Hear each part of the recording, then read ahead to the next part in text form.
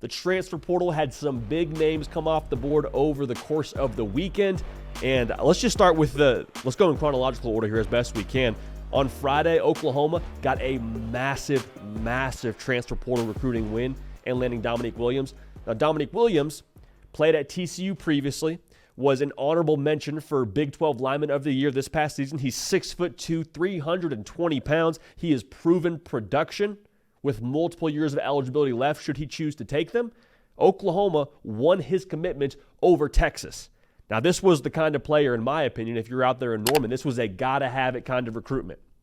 Because Oklahoma, as they move into the SEC, it's a big boy line of scrimmage conference. And you got to have the big boys to get it done out there. And so Dominique Williams, as I mentioned, 320 pounds. That is a big human being. Oklahoma allowed 3.9 yards a carry in 2023. That's not horrible.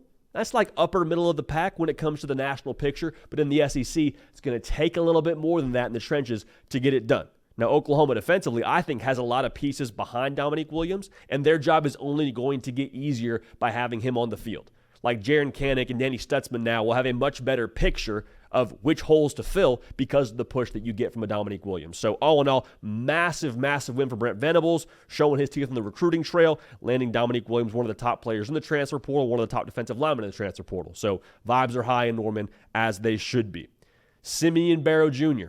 was one of the other top players in the transfer portal, defensive lineman committed to Miami. He was previously at Michigan State. He's also a big dude, man. 6'3", 290 pounds. This, to me, has missing piece vibes for the folks out there in Coral Gables. We've made it pretty clear on this show. I think Miami's going to be really, really good. I think they're going to be phenomenal. But at the exact same time, I think Miami will be as good and will go as far as their line of scrimmage allows them to go. Because I think Cam Ward's going to be awesome. He's obviously going to be a massive ingredient to their success in 2024. But think about how Florida State ran the ACC last year. And if you're a Miami fan, you're pretty quick turning this show off because I just mentioned Florida State. Hang with me here. They were so good on the defensive line. Jared Verse, Braden Fisk, about to go make a whole lot of money in the NFL. Patrick Payton's going to be a problem again. But going back to Miami, they got to be able to have those dudes up front to be able to win the conference. That's pretty much the rule across every conference in college football, but for Miami especially, that's where I think they've gained the most ground since Mario Cristobal has gotten there. You pair him with Ruben Bain, Simeon Barrow Jr., that is, 6'3", 290 pounds. That's a massive ingredient for them as they move here into this 2024 season. Also just for depth. Just from a depth standpoint, like you got to have those big boys. You got to have a lot of those big boys to be able to make a run at what Miami expects to make a run at here in 2024, which is, of course, an ACC title and a college football playoff berth. Speaking of a college football playoff berth, man, Oregon, if you were to bet today, you actually have, I think it's minus 200 and something odds for them to be a college football playoff team. So if they like their chances as they sit here right now in the month of May, they right now have a top 5 portal class.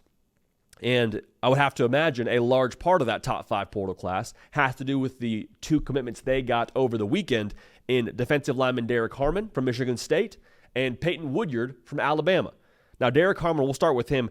He was a fascinating transfer portal recruitment because he jumped into the portal during that winter window, ended up withdrawing and going back to Michigan State for spring practice, and then jumped back in during the spring window.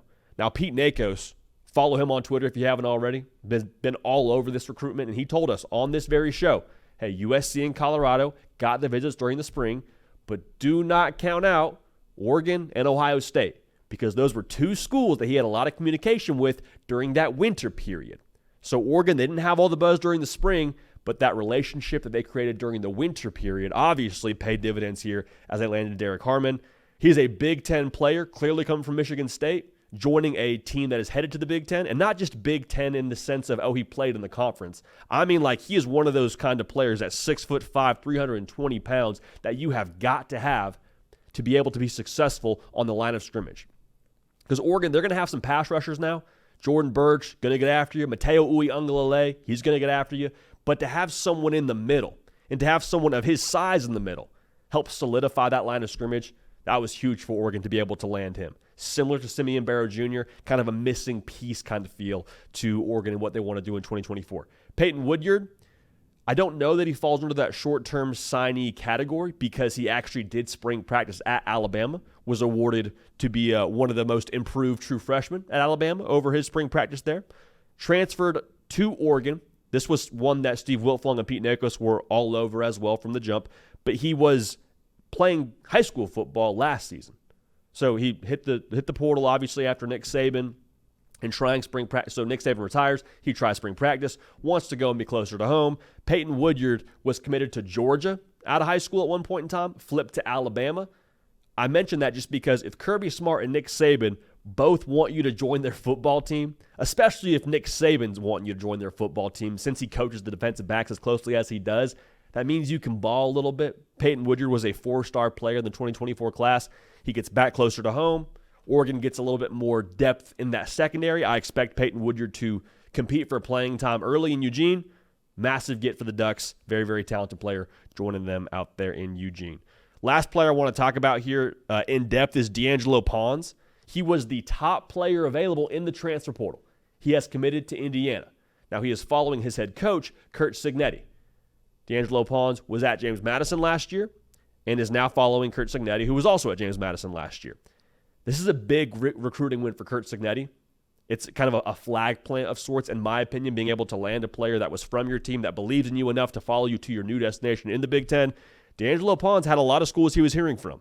Now, which offers were committable, I'm not sure, but he heard from other Big Ten schools. He heard from other SEC schools. Like, he had some options, I have to believe. So going to Indiana shows the belief he has in his coach and belief he has in his abilities to go compete in that conference. He's 5'9". I believe he's right around 165 pounds. Really interested to see how they use him in that defense. I've said it before. I'd be curious to see how he would look in a nickel sort of position. Regardless, number one player in the portal, big get for Indiana. Now, a couple more players just to touch on here before we move on. Gavin Freeman, I think, was a really sneaky portal addition for Oklahoma State. Gavin Freeman is transferring from Oklahoma. A season ago, he played for the Sooners. I think he's a weapon in the return game.